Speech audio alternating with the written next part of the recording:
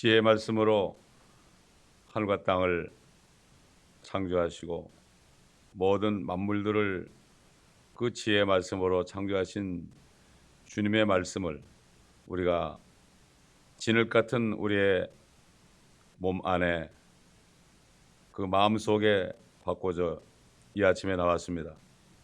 주님을 경배하고 찬양하며 아버지의 생명의 말씀을 받을 때 이 말씀이 우리에게 생명과 능력과 지혜가 되게 하시고 오늘 하루도 빛 가운데서 믿음 가운데 우리가 주님을 바라보며 저 새로운 도성을 바라보며 믿음으로 살아갈 때 모든 고난과 슬픔과 연약함과 아버지 모든 것을 다 이기고 세상을 이기고 승리하는 이 하루 되게 하여 주옵소서. 주의 말씀이 아니고서는 우리가 이 세상을 이길 수가 없사오니 오늘도 그 말씀이 우리에게 능력이 되고 기쁨이 되며 소망이 되는 축복된 이 아침 되게 하시고 잠들에는 우리 다른 모든 성도들에게도 하나님의 말씀을 듣는 것 가장 귀한 것을 택함으로 저들이 이 땅에서 진정으로 행복한 삶을 살 수 있도록 도와주옵소서. 감사드리며 우리 주 예수 그리스도의 이름으로 기도드리나이다. 아멘. 계속해서 잠언 11장 16절부터 21절까지 보겠습니다. 현숙한 여인은 존귀를 지니며 강한 남자들은 부를 지니느니라. 자비로운 사람은 자기 혼에 선을 행하나 잔인한 자는 자기 육체에 해를 끼치느니라.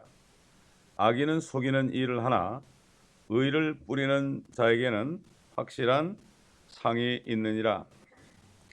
의가 생명에 이르는 것 같이 악을 추구하는 자는 사망에 이르느니라. 비뚤어진 마음을 가진 자들은 주께 가증하나 행위가 정직한 자들은 그의 기쁨이니라. 악인은 손에 손을 잡을지라도 벌을 면치 못할 것이나 의로운 자의 씨는 구원을 받으리라. 참 이 잠언의 말씀은 한 절 한 절 단어 하나하나가 우리가 깊이 묵상하지 않으면 깨달을 수 없는 말씀입니다. 이게. 우리 조상 아담과 이브가 에덴 동산에서 쫓겨났죠. 6천년 전에. 왜 그랬습니까? 죄를 졌기 때문에 생명과를 먹게 되면 그들은 죄 가운데 영원히 살 수밖에 없습니다. 죄 가운데 영원히 살다가 결국 처음으로 죄를 지은 마귀와 함께 그 마귀가 가는 그 불구덩이로 갈 수밖에 없기 때문에 하나님이 아담과 이브를 쫓아낸 것은 하나님의 사랑입니다. 생명과를 먹지 못하게 했습니다. 그 이후부터 인류 역사 6천년은 하나님을 보지 못하는 그러한 비참한 시간을 갖게 된 거죠. 이제 유일하게 하나님을 만나는 길은 하나님의 말씀밖에 없어요.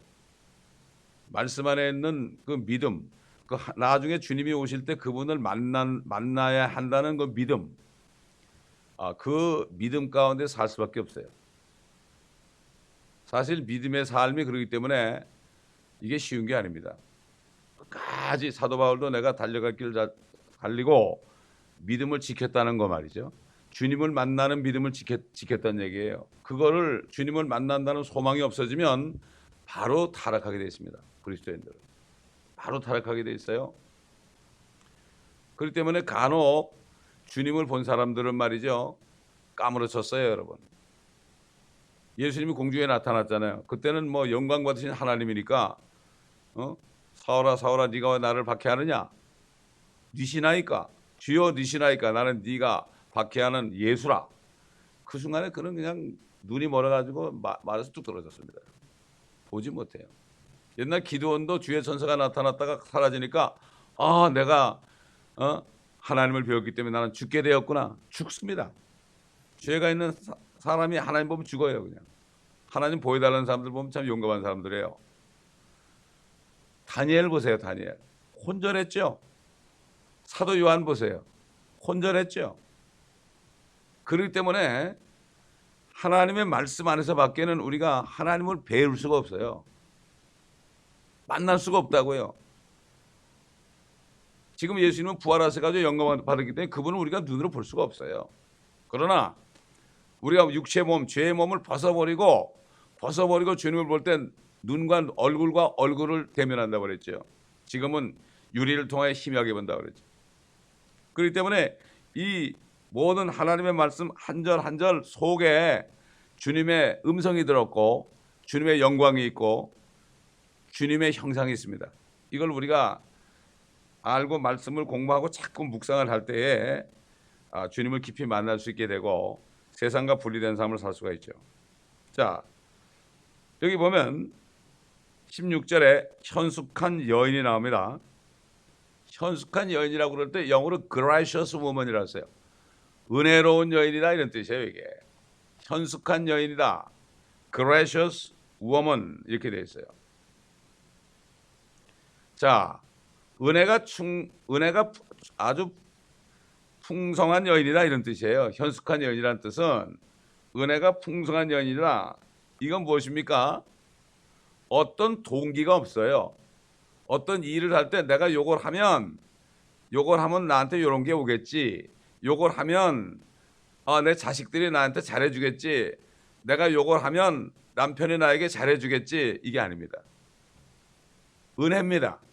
마치 하나님이 사람 되셔가지고 은혜의 하나님이기 때문에 아무런 그러한 동기 없이 주시고자 하는 말씀, 생명을 주시고자 하는 마음으로 우리에게 은혜를 주신 것처럼 현숙한 여인이라는 것은 아무 동기 없이, 숨은 동기 없이, 조건 없이 그냥 은혜가 있기 때문에 그냥 나가는 거예요.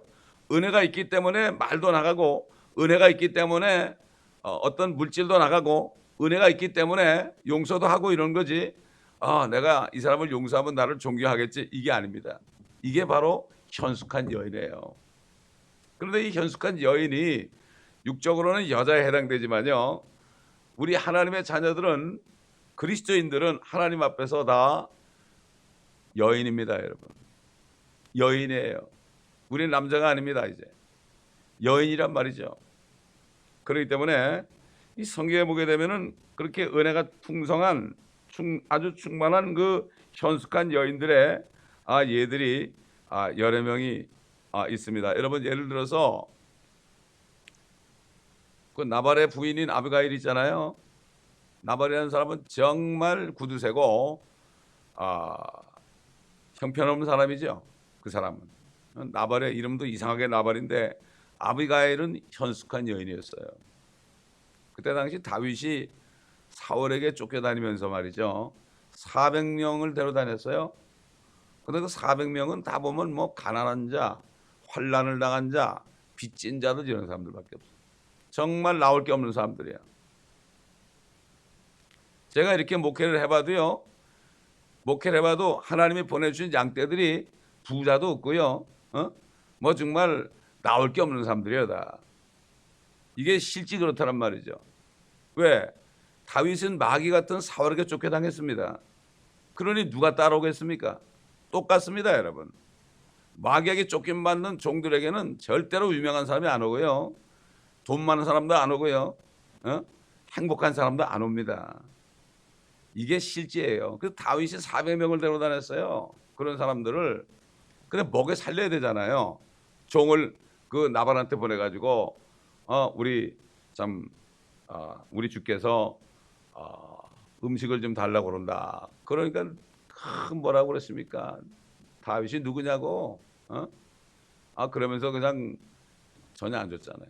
그러니까 다윗이 화가 나가지고 그냥 부하를 보내가지고 그냥 완전히 나발을 멸하려고 그랬잖아요. 이것을 알고 아비가일이 그 종에게 뭐라고 그랬습니까?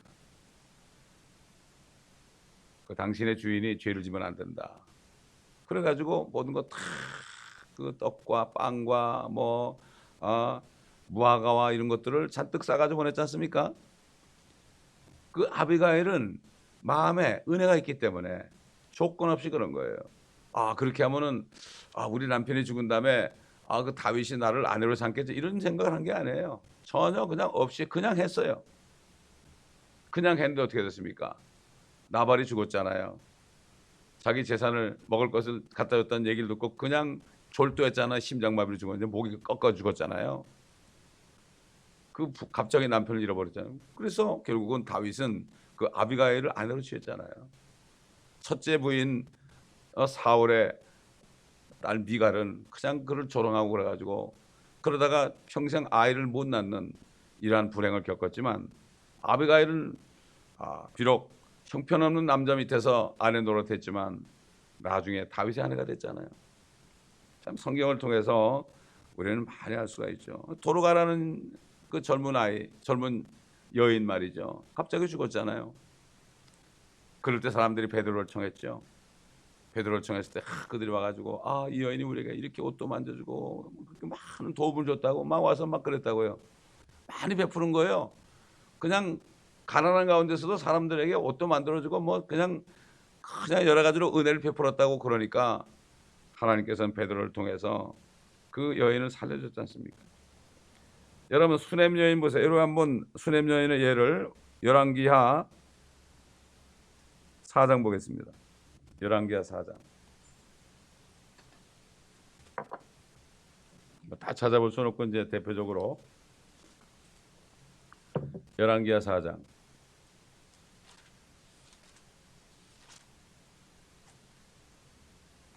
4장 1절부터 보겠습니다. 그때 선지자들의 아들들의 아내들 중 어떤 여인이 엘리사에게 부르짖어 말하기를 당신의 종 나의 남편이 죽었나이다. 당신은 당신의 종이 주를 들어야 했음을 아시나이다. 그런데 채권자가 와서 내 두 아들을 취하여 그의 종으로 삼고자 하나이다 하자 엘리사가 그녀에게 말하기를 내가 너를 위하여 어떻게 하랴? 네가 집에 무엇을 가지고 있는지 네게 말하라 하니 그녀가 말하기를 당신의 여종이 집에 기름 한 병 외에는 아무것도 가진 것이 없나이다라고 하더라. 그러자 엘리사가 말하기를 가서 네 모든 이웃에게서 그릇들을 빌려오라.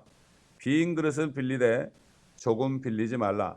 그리고 안으로 들어가서 너와 네 아들들은 문을 닫은 후 그 모든 그릇들에 부어 가득 찬 것은 옆으로 놓으라 하자. 그녀가 엘리사로부터 가서 그녀와 그녀의 아들들이 문을 닫은 후 그 아들들이 그녀에게 그릇들을 가져오니 그녀가 붓더라. 그 그릇들이 다 찬지라. 그녀가 아들에게 말하기를 그릇을 내게 더 가져오라 하자 아들이 말하기를 그릇이 더 없나이다 하니 기름이 그쳤더라. 그리고 나서 그 여인이 하나님의 사람에게 와서 고하니 그가 말하기를 가서 기름을 팔아 네 빚을 갚고 남은 것으로 너와 네 자식들이 생활하라.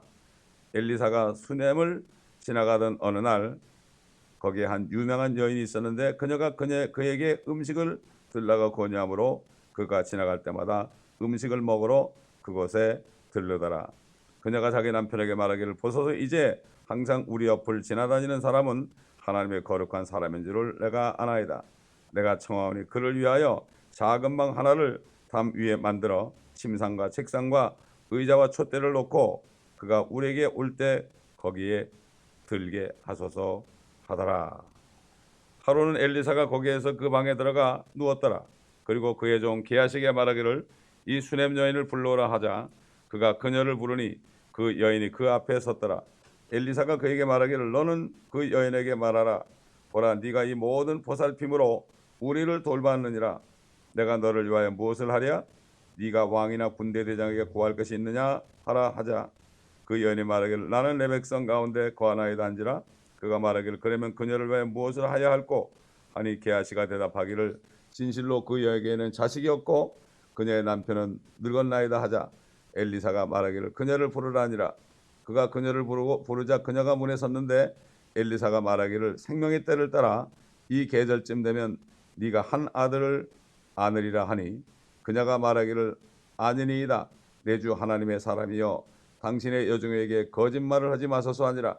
그러나 그 여인이 임신하여 엘리사가 그녀에게 말한 그 계절에 생명의 때를 따라 아들을 낳았더라. 이런 여인들이 있어요. 그 선지자의 아내나 이 수냄 여인. 이 여인들 많이 찾아볼 수가 있죠. 그다음에 아브라함이 엘리에셀에게 네가 너는 내 납작다리에 넣고 네 손을 넣고 맹세하라. 내 아들 이삭의 아내를 네가 구하여 와야 된다. 그러면서 하란 땅으로 보냈잖아요. 그럴 때 그 엘리에셀이 기도했잖아요. 묵상을 했죠. 어느 여인이가 와가지고 우물가에 앉았을 때 나에게도 물을 주고 이 모든 낙타떼 한 10명 한 10마리 되는 낙타떼에게도 물을 주는 여인이 있다면 내가 그 여인이 바로 내 주인의 아들의 부인인 줄 알겠습니다 하고 딱 눈을 떴는데 그 리브가가 와가지고 그렇게 했잖아요. 리브가라는 여인은 그 누가 나그네가 앉아 있는데 말이죠. 뭐 할 일이 없어가지고 자기 물 길어 가면 될 것인데 자기도 모르게 그냥 물을 주고 10마리 되는 낙타에게 다 물을 먹이고 이게 그레이셔스 우먼이죠.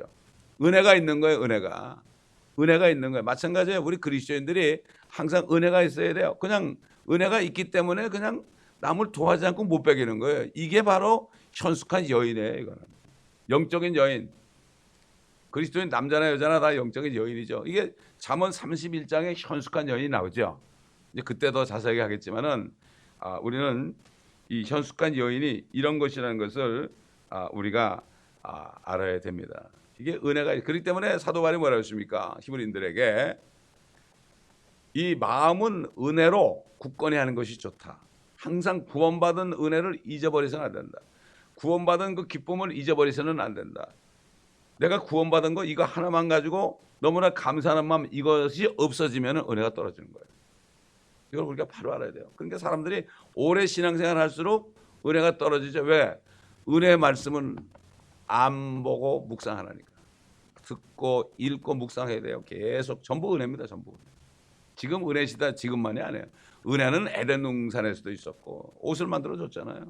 노아 때도 있었고 율법 시대도 은혜가 있었고 지금 물론 은혜가 있고 대환란 때도 은혜가 있습니다. 여러분. 그때도 믿고 구원받을 수 있거든요. 천연왕 때도 은혜가 있고요. 물론 영원 세계는 뭐 은혜 자체죠. 그렇기 때문에 우리에게 주시는 은혜를 절대로 잊어버리면 안 돼요. 성경에 책망하고 심판하는 것도 은혜고 우리가 문제를 당하는 것도 은혜고 그걸 통해서 하나님의 은혜를 깨닫게 하지 않습니까? 하나님은 겸손한 자에게 은혜를 주시기 원하죠. 자, 그다음에 강한 남자들은 부를 지르느니라. 강한 남자들. 이 세상에 사람들이 어떻게 강하게 됩니까? 옛날 구약 시대 강한 거하고 지금 강한 거 다르죠. 지금 강하려면은 무기를 잔뜩 가지고 있어야 됩니다. 화약이 많을수록 결국은 무기를 만들어서 결국 강하게 되고 또 그런 사람들은 번 돈을 가지고 스위스 은행에 예금하고요. 수많은 돈을 벌어가지고 세금 안 내려고 멕시코나 스페인으로 도주해가지고 혼자 잘 먹고 잘 살죠. 이런 식으로 해가지고 강한 남자들은 부를 지느니라. 지금 여자와 남자가 나오죠. 영적으로 비교해 봐야 돼요. 세상 사람들은 남자, 그 다음에 하나님의 자녀들은 여자 이렇게 볼 수가 있죠. 물론 육신적으로도 육신적인 여인들도 이렇게 현숙한 여인이 되면은 축복이 아니겠습니까, 여러분? 자, 17절 보니까 자비로운 사람은 자기 혼에 선을 행하나 잔인한 자는 자기 육체에 해를 끼치느니라. 그러니까 사람이 선한 양심을 가지고 살면 자비를 얻고 또 하나님께 기도할 때마다 응답을 받고요. 잠도 잘 잘 수 있죠. 그리고 내가 이렇게 많은 복을 받았구나. 하나님이 나에게 이렇게 많은 복을 주셨구나. 이걸 잊지 않고 만족하며 살 수 있습니다. 사도 바울이 우리가 아무것도 가지고 온 것이 없고 가지고 갈 것이 없다. 그러므로 먹을 것과 입을 것이 있으면 족한 줄로 알라. 자족하는 것이 바로 경건이다. 주님이 주신 것들을 내가 다 잊지 않고 있으면 만족하게 돼 있어요. 그걸 다 잊어버려. 참 보면은 이 오늘날 그리스도인들이 말이죠. 은혜 받은 걸 다 쏟아버려. 다 쏟아버려. 교회에서도 은혜를 받다가 한번 시험 들면 옛날에 받은 은혜는 제로가 돼버려. 참 이게 보면 얼마나 비참한 일인지 모릅니다. 주신 은혜를 쏟아버리는 거, 하나님이 마음이 얼마나 아프겠어요. 그렇지 않습니까, 여러분? 마찬가지예요. 목회자들도 마찬가지예요. 은혜 받았다고 눈물을 콧물 흘리는 사람들이 갑자기 그냥 싹 돌아서는 거 보면은 참 무섭습니다. 제가 그래가지고 길거리 나가 전도하는데 교회 다니는 사람들이 그렇게 욕을 하고 달려들어요. 여화증이라네요. 그리고 집집이 교회마다 가면은 옮길 때마다 주위에 있는 모든 집들은 문을 다 뚫고 전도하면 다 여화증이냐고 그래. 되게 예수 믿는 사람들이. 주보를 가지고 다녔어요. 내가. 나 여화증은 아니라고. 그래도 그래요. 그걸 보면서 무섭더라고. 나중에 한국 사람이 무서워요. 길거리 나가도 그렇고 집집을 가도 그렇고요. 무서워요. 그러니까 주님이 너 멕시코로 가라고 그러더라고요. 사도 바울이 유대인들에게 얼마나 핍박받았어요. 내가 이제 이방인에게로 가노라. 그 심정을 알겠더란 말이죠. 자, 잔인한 자는 자기 육체에 해를 끼친다고 그랬어요. 자기 육체에 해를 끼친다. 사실 잔인한 남자들은 말이죠. 아내나 가족을 괴롭히게 돼 있어요. 결국 아내나 자녀들을 괴롭힌다는 건 뭐지요? 자기 몸을 괴롭히는 거 아닙니까? 옛날 파라오라는 이집트 왕이 그렇게 잔인했잖아요. 이스라엘 백성들을 그렇게 종살이시키고 잔인했어요. 결국 어떻게 됐습니까? 자기 아들까지 첫 태생까지 죽게 했잖아요. 자기도 해치고 가족도 해치는 이런 일을 했죠. 그러나 요셉 같은 자비로운 남자는 얼마나 선하겠습니까? 자기 혼뿐만 아니라 자기 가족들, 이스라엘 백성들을 다 구원하지 않았습니까, 여러분? 참 이것 때문에 요셉 같은 사람도 있고 파라오 같은 사람도 있다 하는 것을 우리가 알아야 됩니다. 자, 18절 보니까 악인은 속이는 일을 하나 의를 뿌리는 자에게는 확실한 상이 있느니라. 악인들은 속이죠. 결국은 하나님의 말씀을 뿌리는 자가 있고 속이는 자가 있죠. 하나님의 말씀을 왜곡하는 사람들이 있죠. 또 하나님의 말씀을 막 고치는 사람들이 있죠. 속이는 겁니다, 이게. 그게 왜 그렇습니까? 이 땅에 있는 심리학 같은 거, 이 땅에 있는 철학 같은 것이 결국 교회를 들어와서 그래가지고 그 속이는 말로 하나님의 말씀을 왜곡시켜서 사람들을 속인다. 근데 하나님의 말씀을 뿌리는 자는 확실한 상이 있다. 하나님의 말씀을 계속 뿌리는 사람들, 전파하는 사람들은 확실한 상이 있다. 우리 한번 시편 126편 보겠습니다. 5절 6절 보겠습니다. 눈물로 씨를 뿌리는 자들은 기쁨으로 거두리로다. 귀한 씨를 가지고 나가서 우는 자는 정령 기쁨으로 그의 탄들을 가지고 돌아오리로다. 맞습니다. 여러분, 이 씨 뿌리는 게 하나님의 말씀을 다 강의하고 씨 뿌리는 게 이게 정말 눈물로 뿌리는 거예요. 전 지나간 세월을 보니까 정말 눈물로 뿌렸어요. 박해 속에서 눈물로 뿌렸어요. 얼마나 귀한 씨입니까? 그래서 귀한 씨를 가지고 나가서 우는 자는 정령 기쁨으로 그의 탄들을 가지고 돌아와. 왜 웁니까? 사단이 방해하거든요. 말씀을 다 하니까 젖 같은 말씀부터 시작해서 스테이크 같은 말씀까지 마지막 때 말씀까지 하니까 그냥 박해라잖아요. 박해랍니다. 울 수밖에 없어요. 여러분, 농부들도 얼마나 웁니까, 여러분? 울죠. 씨를 뿌려놓고도 얼마나 웁니까? 가뭄이 올 때 울죠. 홍수나도 울죠. 그렇기 때문에 의를 뿌리는 자는 확실한 상이 있다. 여러분, 또 그래요. 그 다음에 우리가 뿌리는 게 하나님 말씀뿐만 아니라 하나님 말씀은 영이요 생명이죠. 또 물질도 뿌리죠. 물질도 뿌리죠. 자, 우리 고린도후서 9장 보겠습니다. 물질, 이게 원칙이에요. 이게 영적인 말씀을 뿌리는 것도 상이 있고 또 보이는 내 시간이나 물질이나 내 몸을 드리는 것도 상이 있어요. 이게 하늘과 땅이 있는 거죠. 그래서 고린도후서 9장 사람들이 이 원리를 잘 몰라요. 9장 5절부터 보면 그러므로 나는 그 형제들에 권하여 그들이 너에게 먼저 가서 너희가 전에 알려준 너의 연보를, 이 연보라는 말은 이게 우리 어릴 때 연보 그러는데 요즘엔 전부 헌금이라고 그러죠. 이거를 연보를 미리 준비하도록 하는 것이 필요하다고 생각하여노라. 이렇게 준비하는 것이 연보 같고 억지로 한 것 같지 아니하니라. 미국 사람들 보면 말이죠. 미국 사람 예배 가보면은 헌금 시간 되잖아요. 지갑 꺼내가지고 이렇게 해가지고 막 집어넣어요.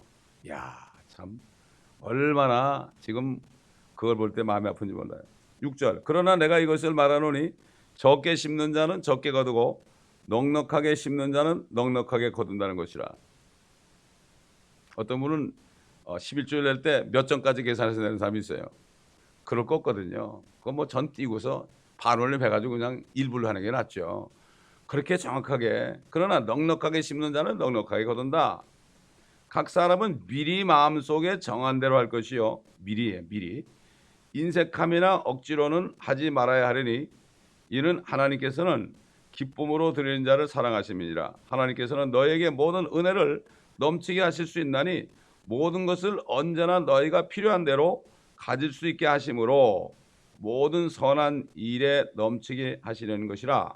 기록되기를 그가 멀리 흩뜨리시고 가난한 자들에게 주셨으니 그의 의가 영원히 남음이라 함과 같으니 이제 씨 뿌리는 자에게 씨앗을 공급하시는 분이 너희의 양식으로 빵을 공급하시며 또한 너희가 뿌린 씨를 번성케 하시고 너희의 의의 열매를 증가시키시리라.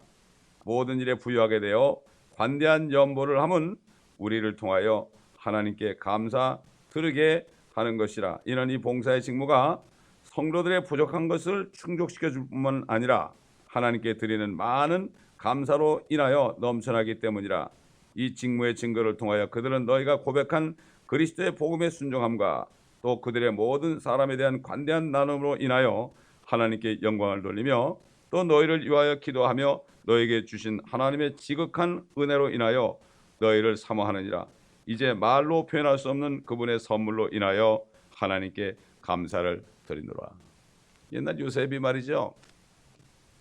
그 제2인자 이집트에서 제2인자가 돼가지고 가뭄이 7년 동안 되니까 사람들이 먹을 게 없으니까 모든 나라에서 다 와가지고 요셉에게 와서 식량을 샀잖아요.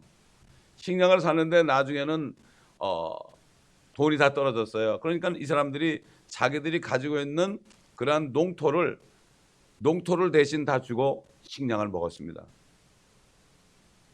그 농토가 이제 없으니까 농사를 못 짓잖아요. 그러니까 요셉에 가서 뭐라 했어요? 우리에게 씨를 좀 달라. 씨를 달라고 그랬죠. 요셉은 예수 그리스도의 모형입니다, 여러분.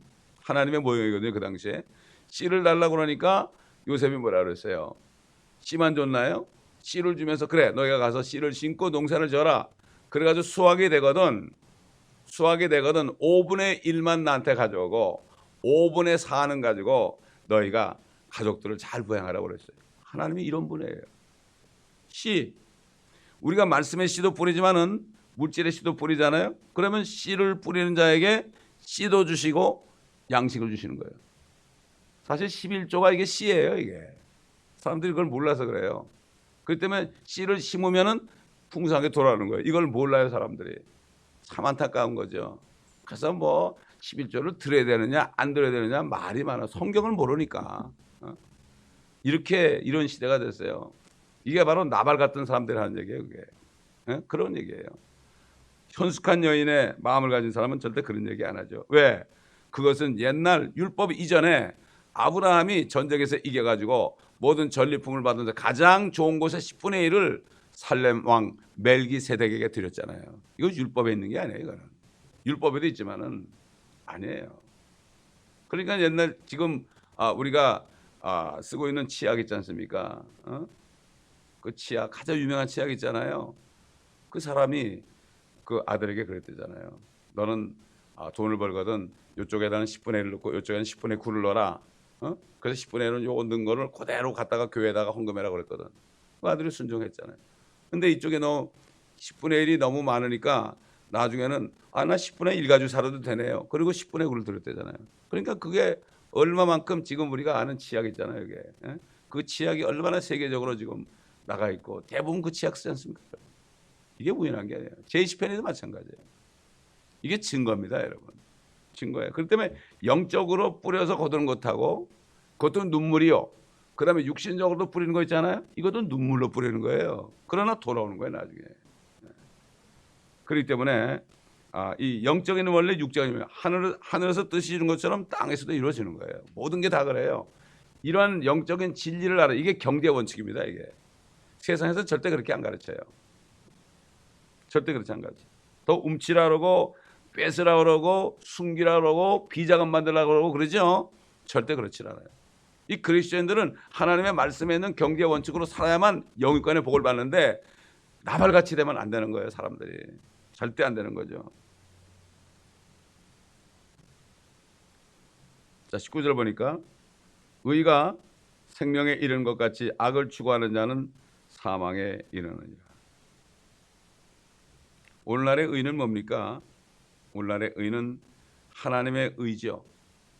옛날 구약시대에 참 주님이 돌아가시기 전에 어떤 젊은 청년이 내가 무엇을 하여야 영원한 생명을 얻겠나이까?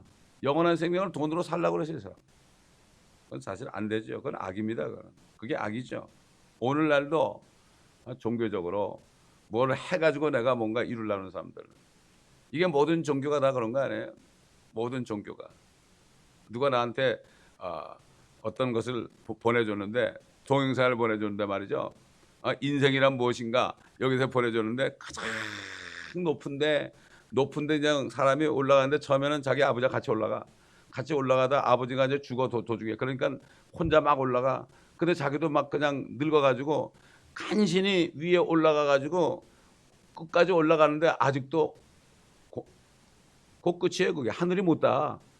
그러니까 또 늙어가지고 거기서 죽는 거예요. 그냥. 이게 인생인데 사람들이 모르잖아요. 끝까지 올라. 종교가 그겁니다. 끝까지 올라가서 내가 뭘 추구하려고 그러죠. 이게 얼마나 악입니까? 하나님. 아니 세상의 시조에도 말이죠. 태산이 높다 하되 하늘 아래 매이로다 그랬죠.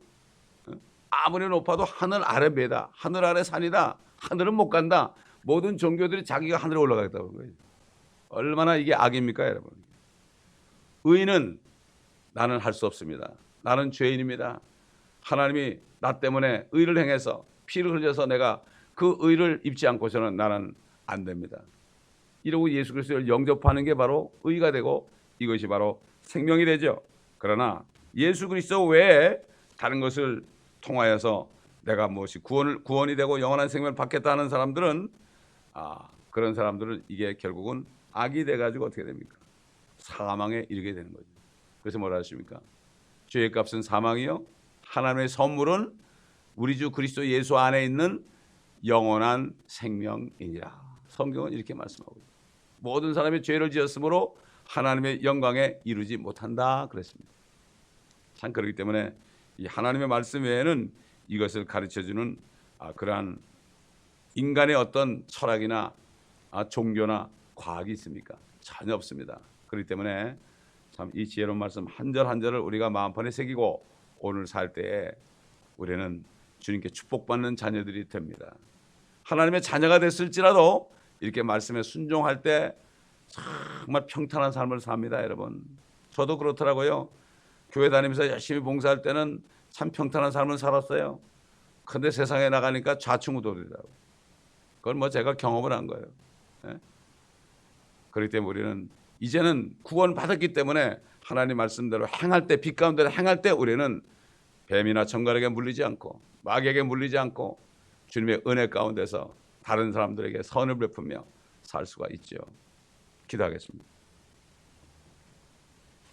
감사합니다. 오늘도 말씀을 통하여 몇 절의 말씀을 통하여 우리에게 참 은혜의 말씀, 지혜의 말씀을 주신 것을 감사합니다. 우리도 현숙한 여인처럼 우리 안에 주님이 주신 은혜를 굳건히 붙잡고 우리 마음을 굳세게 함으로 말미암아 이 주님의 우리 안에 구원받은 은혜가 있기 때문에 무식중의 모든 사람들에게 은혜를 베풀며 오늘 하루를 축복된 삶을 살 수 있도록 주님 도와주옵소서. 이 말씀을 모든 사람들에게도 동일한 은혜를 내려 주옵소서. 감사드리며 우리 주 예수 그리스도의 이름으로 기도드리나이다.